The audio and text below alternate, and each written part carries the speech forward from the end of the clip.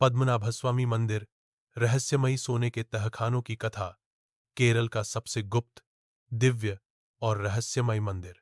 भाग 1। अनंत पद्मनाभ समुद्र के हृदय में विराजमान भगवान, केरल की राजधानी तिरुवनंतपुरम, जिसका अर्थ ही है अनंत का निवास स्थान। यही वह भूमि है जहां धरती पर स्वयं विष्णु भगवान ने अपने अनंत शयन रूप में विश्राम किया। समुद्र की नमी, नारियल के वृक्षों की हरियाली और हवा में गूंजता ओम नमो नारायणाय। इस नगर के हर कोने में भगवान पद्मनाभ स्वामी का स्पर्श महसूस होता है। हजारों वर्षों पूर्व कहा जाता है कि एक तपस्वी साधु विल्वमंगलम स्वामी इस क्षेत्र में भटकते हुए आए थे।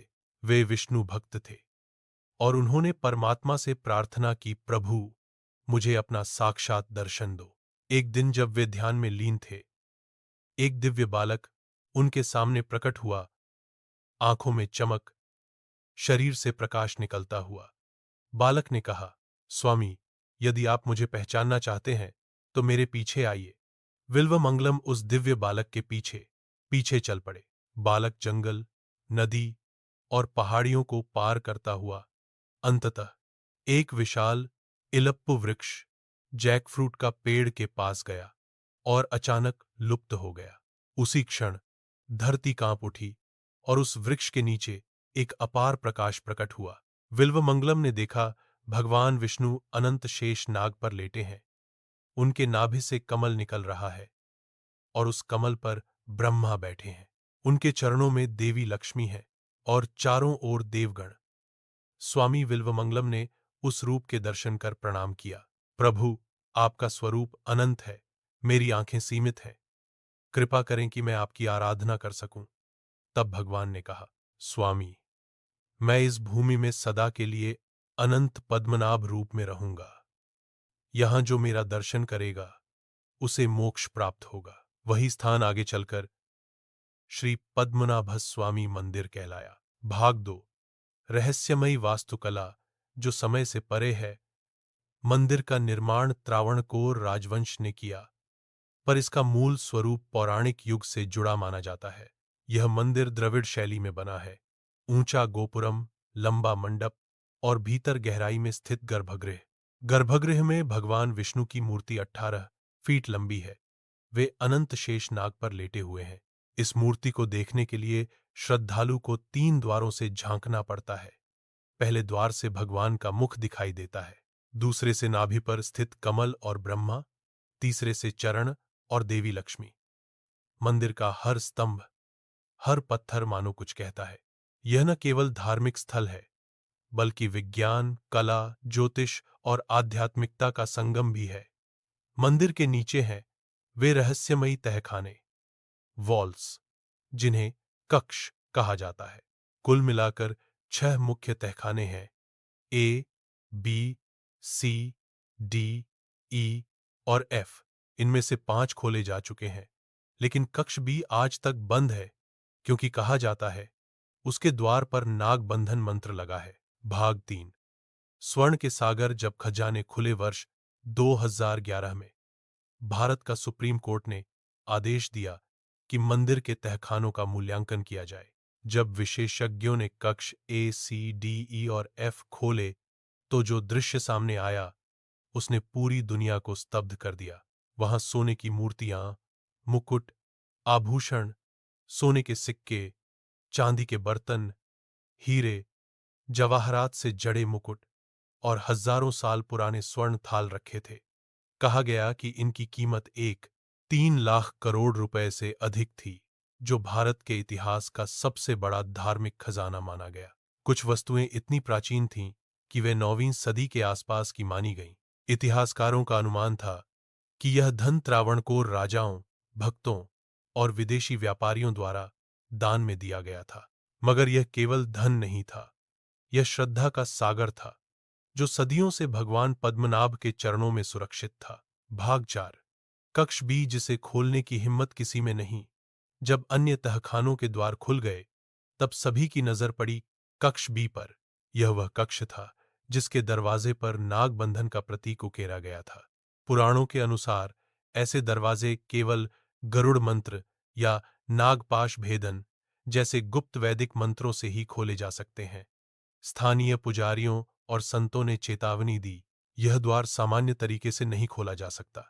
इसके भीतर दिव्य ऊर्जा है, जो छेड़ी गई तो विनाश हो सकता है। वैज्ञानिकों ने कहा, यह सिर्फ मिथक है, लेकिन जब उन्होंने दरवाजा खोलने की कोशिश की, तो अजीब घटनाएं घटने लगीं। कुछ कर्मचारियों ने आवाजें सुनी जैसे अंदर सांपों की फुफकार हो। कुछ लोगों ने कहा, मंदिर के भीतर हवा में विद्युत जैसा कंपन महसूस हुआ। तब से कक्ष बी को न खोले जाने वाला तहखाना घोषित कर दिया गया। यह आज भी सील है और उसके दरवाजे पर चांदी की सांप आकृति बनी हुई है। कहा जाता है कि उस द्वार के पीछे अकल्पनीय खजाना है, सोना, रत्न और शायद स्वयं पद्मनाभ के रहस्य। भाग 5। त्रावणकोर राजवंश और भगवान के सेवक। त्रावणकोर के राजाओं ने कभी स्वयं को महाराजा नहीं कहा। वे स्वयं को श्री पद्मनाभ दास अर्थात भगवान पद्मनाभ के सेवक कहते थे। 1729 में महाराजा मार्तंड वर्मा ने यह घोषणा की, यह राज्य भगवान पद्मनाभ का है, मैं मात्र उनका सेवक हूं। उस दिन से आज तक केरल के इस क्षेत्र को देवस्वामित्व, गॉड्स ओन किंगडम कहा जाता है। राजा राज्य चलाते थे, लेकिन सारा शासन भगवान के नाम पर होता था। हर युद्ध, हर निर्णय से पहले मंदिर में पूजा की जाती थी। यह वही भावना है जिसने इस मंदिर को राजनीति से दूर और श्रद्धा से जुड़ा बनाए रखा। भाग 6। रहस्यमय सुरक्षा जो विज्ञान भी समझ नहीं पाया। मंदिर की सुरक्षा ऐसी है कि आधुनिक तकनीक भी उससे टक्कर नहीं ले पाई। कक्ष बी का द्वार सैकड़ों साल पुराना है, पर उसमें लोहे या ताले का उपयोग नहीं है। यह दरवाजा विशेष धातु मिश्रण से बना है, जो हवा और तापमान के अनुसार बदलता है। वैज्ञानिकों ने कहा कि उसके पीछे एक वैक्यूम सील जैसी संरचना हो सकती है, जो दरवाजा खोलते ही ढह जाएगी। इसके अलावा मंदिर के नीचे ऐसे सुरंग मार्ग बताए जाते हैं जो अरब सागर तक जाते हैं। कहा जाता है कि संकट के समय यह रास्ते खजाने को समुद्र में सुरक्षित करने के लिए बनाए गए थे। भाग 7। रहस्य और श्रद्धा का संगम।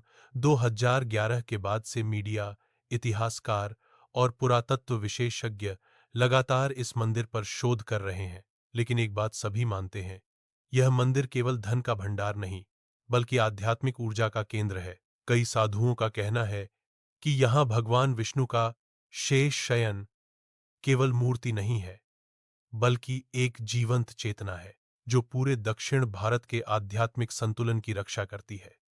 कहा जाता है, यदि यह मंदिर कभी अपवित्र हुआ या तहखाने जबरन खोले गए, तो प्राकृतिक आपदाएं आएंगी। त्रावणकोर परिवार आज भी उस अनुशासन का पालन करता है।